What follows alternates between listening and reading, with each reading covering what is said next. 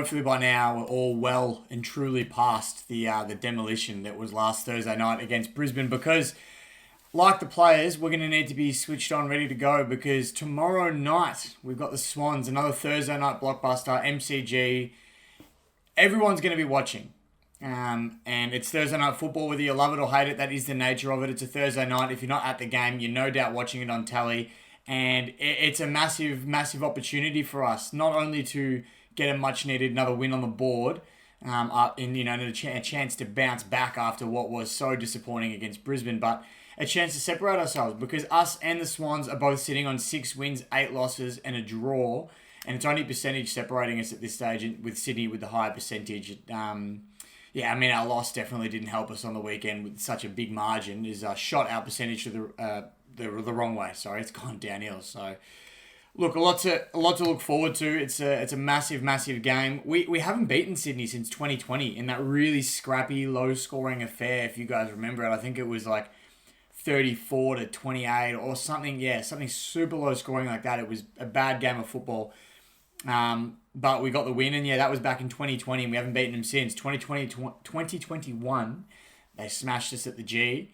Last year, we all know how that unfortunately ended, and then we played them earlier this season, and they rolled us over in Adelaide. So, look, a big chance. A lot to look forward to. Like I said, 2 debutants coming in this week. Sam Banks and Jacob Bauer, and I'll touch on both of them very quickly. Banksy, his running ability is unreal. He's courageous in the air. He's super great by foot, and he knows how to finish his work off, which is awesome. And I think he's exactly the type of player we need. And one really good thing about Richmond that I've noted, or for the most part, I mean, there's obviously some exceptions, but I think for the most part, Richmond are really good at bringing our debutants in at the right time when they're best prepared to take on AFL football. And I know that could be a silly thing to say. You'd presume every team would do that, but I think some guys might just bring players in because we know they're talented and all that. Where I feel like Richmond really sort of make them earn it a bit more. And obviously, there's some exceptions there. There's some players that might have come in too early and vice versa. But I think for the most part, we do a pretty good job. And then the next one is Jacob Bauer, mid-season recruit last year. He's been so versatile for us. He came into the Tigers as a forward. He played a lot down back, so he's versatile. He plays up and down.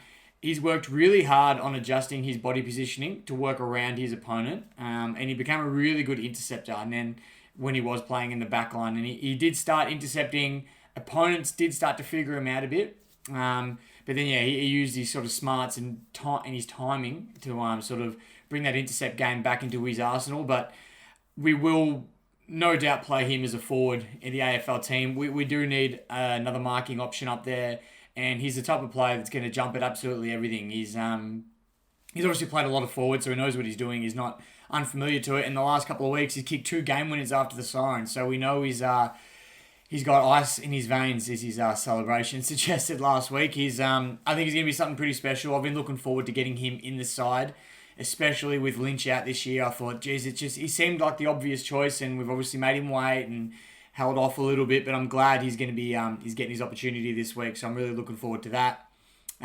Dusty, you'd assume will be back in after experiencing flu symptoms last week. Prestia, potentially. I mean, by the time this video comes out, they might have dropped the team, but at this stage, I haven't seen the teams. They're not out yet. So Prestia likely, or not likely, but Prestia could return, which would be a massive, massive in. Dusty, massive in. Don't need to talk about that one too much. And then Soldo was also in the mix. He was emergency last week. He was warming up. He nearly got in there. So it's a chance to potentially exploit Sydney with the 2 big rucks.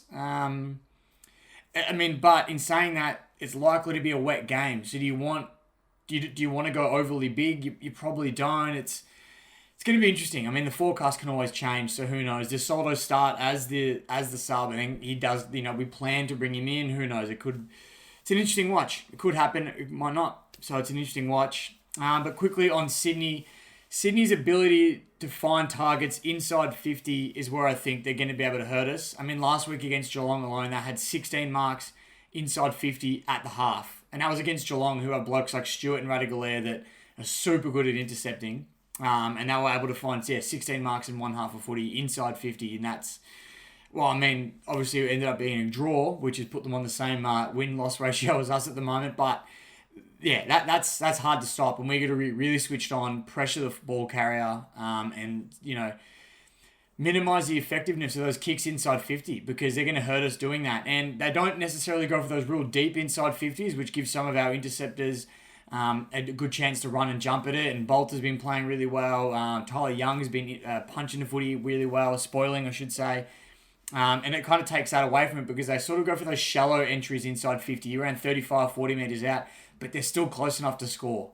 I think that's where we're going to be really switched on. So our half-backmen are going to have to be really alert there.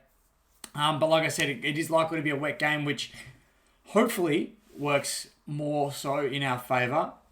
Now that we're using a more simplified game style, hopefully that suits us. I mean, it did against the Saints. I thought we held up really strong against them, so it'll be a good watch. And in terms of, speaking of a good watch, players to watch, Blakey, the Lizard, his handball receives through the middle of the ground off the half-back line. It's so dangerous, and he's done it to us before, and he'll no doubt try to do it again. We're going to be really switched on. Now, I know we don't tag. We've never done that, but someone's got to keep him accountable, because he'll hurt us. He'll damage us. Obviously, Taranto got shut down a little bit last week. He went quiet when Dunkley went to him, and I'd say Rowbottom will probably go to Taranto again this week. I'd be surprised if he doesn't.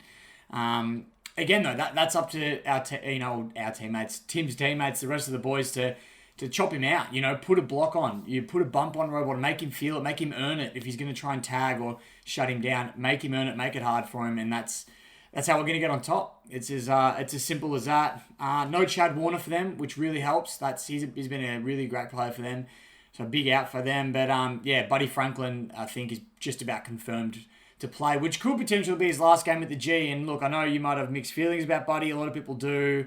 He's had his battles with Rancy back in the day. That hit on Cochin a couple of years ago wasn't ideal, but he is a champion of the game. And if this is his last game at the MCG, then, not saying don't get down to the G purely for that, but it could be the last time any of us watch Buddy in person. So I hope we beat him, and I hope we knock him off, obviously, but it will be a good chance to watch the great Buddy Franklin, potentially for the last time at the MCG. So that'll be a wait and see type of thing. But yeah, that's pretty much all I got. I'm just checking over my notes, making sure I haven't missed anything. But that's pretty much all I got for the Sydney preview. It's going to be, like I said, a big game. Lots to look forward to, but it's a Thursday night clash. Like I said, a lot of eyes will be on us. The pressure will be on, and we need to bounce back. We need to respond, because we're running out of chances if we want to try and slip into finals now. And some people may have given up, some people may not have, but regardless, if we, you want to give yourself the best chance no matter what. So we got to keep winning, and it's the only way to go about it. So that's pretty much it. I'll wrap it up there. I'll leave it all until the next video. Well, hopefully, fingers crossed, hopefully we're talking about a great win at the MCG against the Swans, first time since 2020. Until then, go Tigers.